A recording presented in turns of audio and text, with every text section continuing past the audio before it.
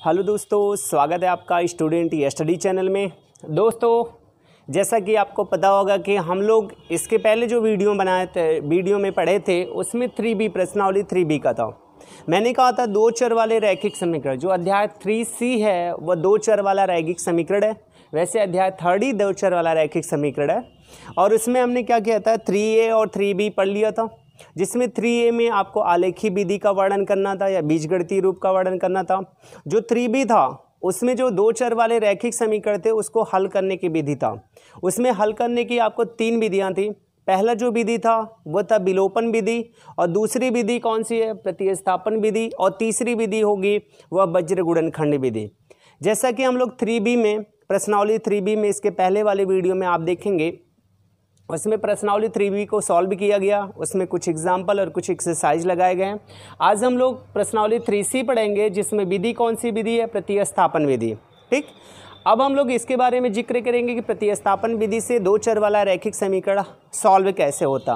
हम इसके नियम के बारे में बस जानना चाहते हैं। जैसे आपने देखा था विलोपन विधि में x या y, जैसे आपने y को बराबर किया तो y के गुणांकों को सेम करके उसे जोड़ के या घटा के आपने कैंसिल कर दिया था।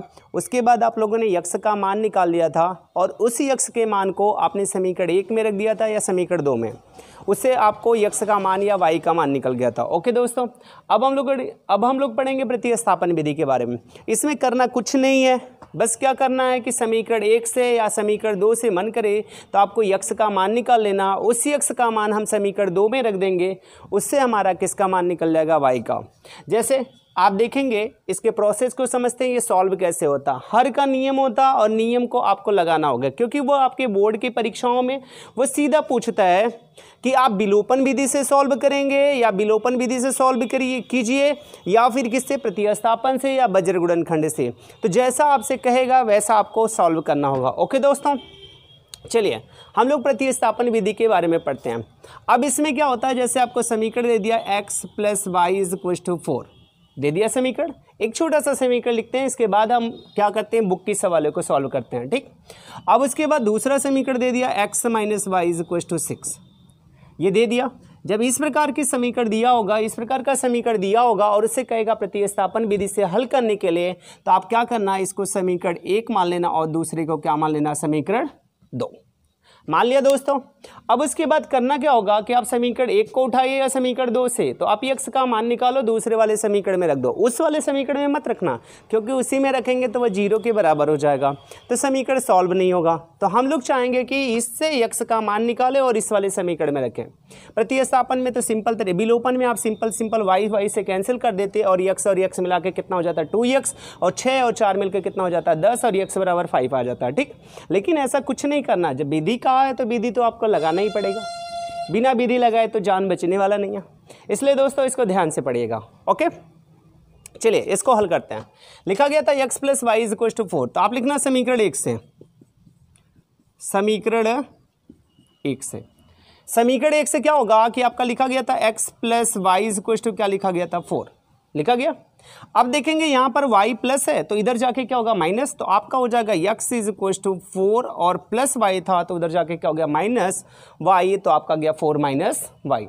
जैसे ही इस x का मान निकलता है, इस x के मान को हम समीकरण किस में रख देंगे, 2 में रख देंगे, और हमारा x का मान निकल जाएगा, y का मान। तो आप लिखना x का मान, सभी में रूल सेम लगाना होगा। आप बस 2-4 सवालें लगाया करें और रूल समझ लिया करें, और बाकी पे पूरा चैप्टर लगा दिया करें। जैसे आपको 2-3 एग्जाम्पल हम बताएंगे और एक्सरसाइज के भी 1-2 सवालें बताएंगे, जिसमें कि आप पूरा 3C प्रश्नावली लगा देना। अगर आपको कोई समस्या होगी तो आप हमसे पूछ लेना। ओके दोस्तों, चलिए लिखा गया था x = 4 - y। इसी x का मान किस समीकरण में रखेंगे, 1 में मत रखना, क्योंकि समीकरण 1 से आपने x का मान निकाला है, नहीं तो वह 0 के बराबर हो जाएगा। तो आप x का मान समीकरण 2 में रखना, x का मान समीकरण 2 में रखने पर। ऐसा भी आप कर सकते हैं कि ये जो x या y के मान आप समीकरण 2 से निकाल के x 1 में रख दीजिए, या 1 से निकाल के किस में रख दीजिए, 2 में रख दीजिए। आंसर में कोई फर्क नहीं पड़ेगा, सभी का आंसर समान आएगा। ओके दोस्तों, तो हमने x का मान किस में रख दिया, समीकरण 2 में। तो यहाँ पर लिखा गया था x का मान कितना है, 4 - y है। फिर यहाँ पे ऑलरेडी -y लिखा गया था, बराबर कितना है, 6 है। तो देखेंगे y और y मिलके कितना हो गया, 4 माइनस वाई और वाई मिलके कितना हो गया 2y इज इक्वल टू कितना हो गया 6। अब देखेंगे यहाँ पे 4 प्लस है तो इधर जाके क्या होगा माइनस, और आपका हो जाएगा -2y is equal to 6 minus 4। अब आपका गया -2y इज इक्वल टू, अब देखेंगे 6 में से 4 निकला तो आपका हो जाएगा 2, अब -2 का इधर गुणा है तो इधर आके भाग हो जाएगा, तो y बराबर आपका क्या हो जाएगा 2 बटा -2, और इसको कैंसिल कर दे, 2 1 कम 2, 2 1 कम 2, यहाँ से कैंसिल होगा और ये आ जाएगा -1, तो y बराबर आपका क्या गया -1, ये आपका आंसर हो गया। ठीक, अभी तो y का मान निकला, अब इससे किसका y का मान निकलते ही हम लोग किसका मान निकालेंगे x का, और x का मान कैसे निकालेंगे, इस y के मान को हम समीकरण किस में रख देंगे, 1 में रख देंगे या समीकरण 2 में रखें, जिसमें आपका मन करे उसमें रखिए, दोनों में आंसर समान आएगा। तो हम इस y के मान को अब लिखेंगे समीकरण 1 से, या आप यह भी लिखेंगे y के मान को, इस y के मान को समीकरण 1 में रखने पर या समीकरण 2 में, जो ऐसे करेंगे वैसे भी आंसर आएगा, सबका समान होगा। तो हम समीकरण 1 से लिखे तो x लिखा गया था प्लस, यहाँ पे लिखा गया था y, क्या लिखा गया था प्लस y, लेकिन y का मान है कितना -1। जब आप y के मान को या किसी के मान को लिखा करें जब वो माइनस आ जाए तो उसे कोष्टक में लिख दिया करें, तो यहाँ पे लिख दिया -1 इज इक्वल टू कितना हो गया 4। अब देखेंगे यहाँ पर x प्लस का गुणा माइनस के साथ, तो -1 हो गया इज इक्वल टू कितना हो गया 4। अब देखेंगे -1 इधर माइनस है तो इधर जाके प्लस हो जाएगा, और ये x इज इक्वल टू 4 + 1 हो जाएगा, और ये x इज इक्वल टू कितना हो जाएगा 5। आपके x के मान आ गए और किसके मान आ गए, y के मान। x का मान कितना आ गया 5 और y का मान कितना आ गया -1, यही आपका आंसर हो जाएगा। ओके दोस्तों, तो अब हम लोग क्या करेंगे, ये आपको अच्छे तरीके से समझ में आया होगा। इसमें क्या किया जाएगा, x या y के मान को निकाल लिया जाएगा और दूसरे समीकरण में रख के उससे मान निकाल लिया जाता है। ठीक, अब हम लोग क्या करेंगे, इस पर कुछ एनसीईआरटी के सवाले लगाते 1-2, और बाकी आप पूरा चैप्टर लगाना, अगर कोई समस्या होगी तो आप हमसे पूछ लेना। ओके दोस्तों, चलिए दोस्तों, ये प्रश्नावली 3C का एग्जाम्पल नंबर 3 है। अब इसमें करना क्या था, x और y के मान ज्ञात करने हैं, और वह भी किस विधि से, प्रतिस्थापन विधि से। अब प्रतिस्थापन विधि से जब हम x और y के मान निकालेंगे तो इसमें क्या करेंगे, या तो समीकरण 1 से इसको समीकरण 1 मान लेंगे और इसको समीकरण क्या मान लेंगे 2। हम लोग चाहेंगे कि समीकरण 1 से x या y के मान निकाल लें, तो समीकरण 1 या 2 से x का मान निकालेंगे तो हम लोग जैसे पहले वाले प्रोसेस में लगाए थे एग्जाम्पल नंबर 1 में, वैसे ही इसमें लगाएंगे। एग्जाम्पल नंबर जो 3 है वह भी एनसीईआरटी के सवाल है। तो इसमें हम लोग क्या करेंगे कि इससे x का मान निकाल लेंगे, तो लिखा गया था x + y is equal to कितना लिखा गया था 14।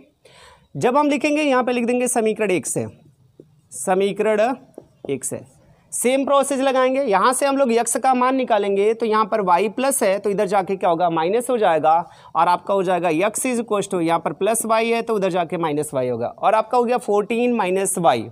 ठीक, अब जैसे ही समीकरण 1 से x या y के मान निकल जाए तो हम लोग क्या करेंगे, इस x के मान को, अब समीकरण 1 से निकाला था तो समीकरण 1 में मान नहीं रखेंगे, क्योंकि यहाँ पर मान रख देंगे तो ये सब 0 के बराबर आ जाएगा, तो हमारी सवाल गलत हो जाएगी। तो हम लोग क्या करेंगे, समीकरण 1 से जब x का मान निकाले तो इसे समीकरण 2 में रखेंगे। तो हम लोग लिखेंगे समीकरण 2 से, समीकरण 2 से, जैसा कि आप देखेंगे समीकरण 2 में लिखा गया था x - y is equal to 4, तो x का मान है कितना 14 - y, फिर यहाँ पे ऑलरेडी -y लिखा था इज इक्वल टू कितना हो गया 4, तो यहाँ पे लिख दिया 4। अब देखेंगे -y और -y दोनों का चिन्ह समान है, तो ये माइनस और माइनस आपस में जुड़ जाएगा, और यहाँ पे 14 प्लस है क्योंकि इसके सामने कोई चिन्ह नहीं है तो ये प्लस है।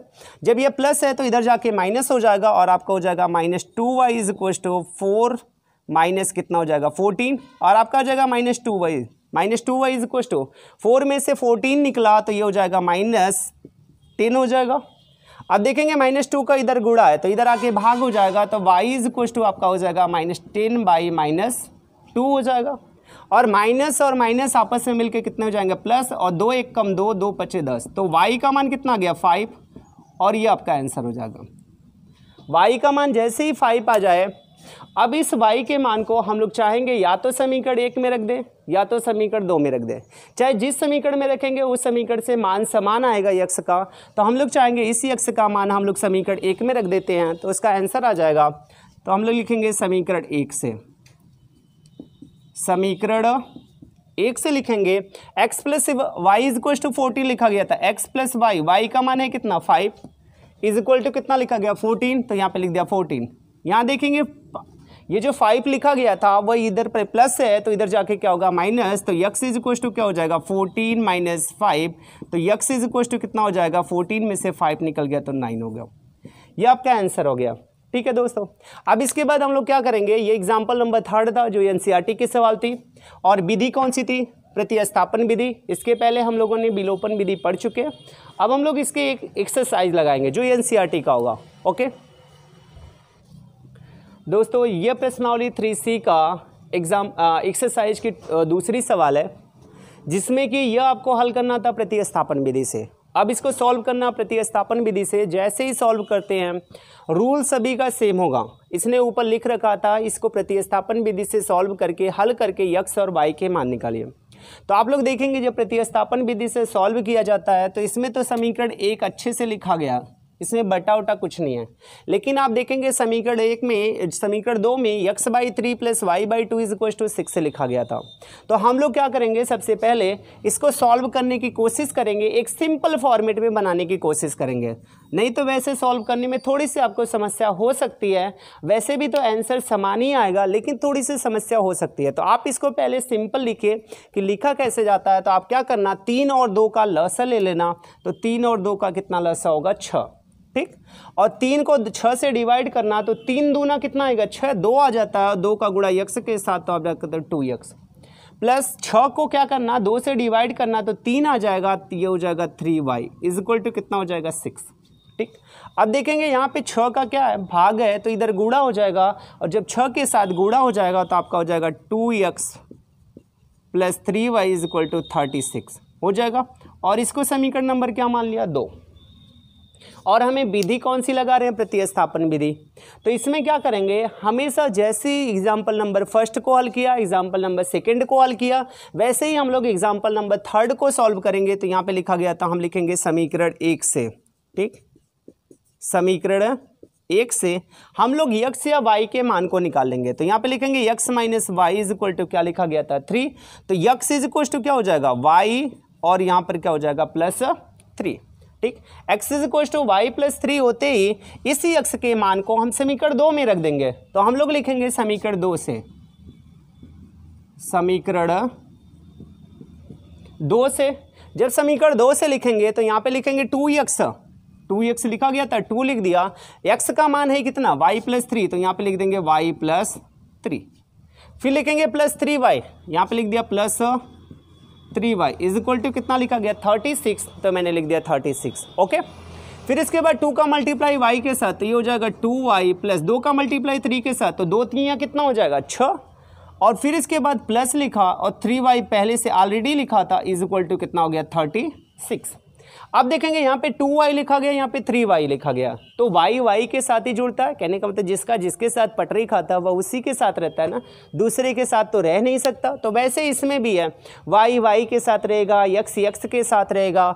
तो इसी वजह से यह y और y, यहाँ पे 2y है, यहाँ पे 3y है, तो 2 और 3 मिलके कितना हो गया 5y, और इज इक्वल टू 36। ये नंबर है तो नंबर वाला नंबर की तरफ जाएगा, तो ये इधर +6 है तो इधर -6 हो जाएगा, और आपका हो जाएगा 5y इज इक्वल टू कितना हो जाएगा 30। तो y इज इक्वल टू आपका क्या हो जाएगा 30, ये 5 से डिवाइड कर देंगे तो 5 6 कितना हो जाएगा 30, तो y का मान कितना आ गया 6, और यही आपके आंसर हो जाएंगे, ठीक। अब यहाँ से हमारा y का मान निकल जाता है। अब इस y के मान को हम लोग समीकरण 1 में रखें या समीकरण 2 में रखें, तो जो आपको समीकरण आसान लगे उसी में मान रखिएगा। तो जैसे देखेंगे समीकरण 1 जो है आसान है, कंपैरिजन समीकरण 2 के, तो हम लोग क्या करेंगे समीकरण 1 से लिखेंगे, किससे समीकरण 1 से। जब समीकरण 1 से लिखेंगे तो यहाँ पर लिखा गया था x, क्या लिखा गया x माइनस वाई, y का मान है कितना 6, तो हम लिखेंगे x माइनस वाई 6 है इज इक्वल टू क्या हो जाएगा 3, लिखा गया x minus 6 is equal to क्या हो गया 3, ये -6 है तो इधर जाके +6 हो जाएगा, तो x इज इक्वल टू क्या हो जाएगा 3 + 6, तो x इज इक्वल टू 3 और 6 मिलके कितना हो गया 9, और यही आपके आंसर हो जाएंगे। तो इसमें देखेंगे x का मान कितना है 9 और y का मान कितना आ गया 3, x का मान 9 और y का मान आ गया 6 आ गया, और यही आपके आंसर हो जाएंगे। ओके दोस्तों, तो अब हम आपसे उम्मीद करते हैं कि आप लोग क्या करेंगे, प्रश्नावली जो 3C है आप प्रतिस्थापन विधि से सॉल्व करिएगा। अगर कोई समस्या होगी तो आप हमसे पूछ लीजिएगा। ओके दोस्तों, थैंक यू।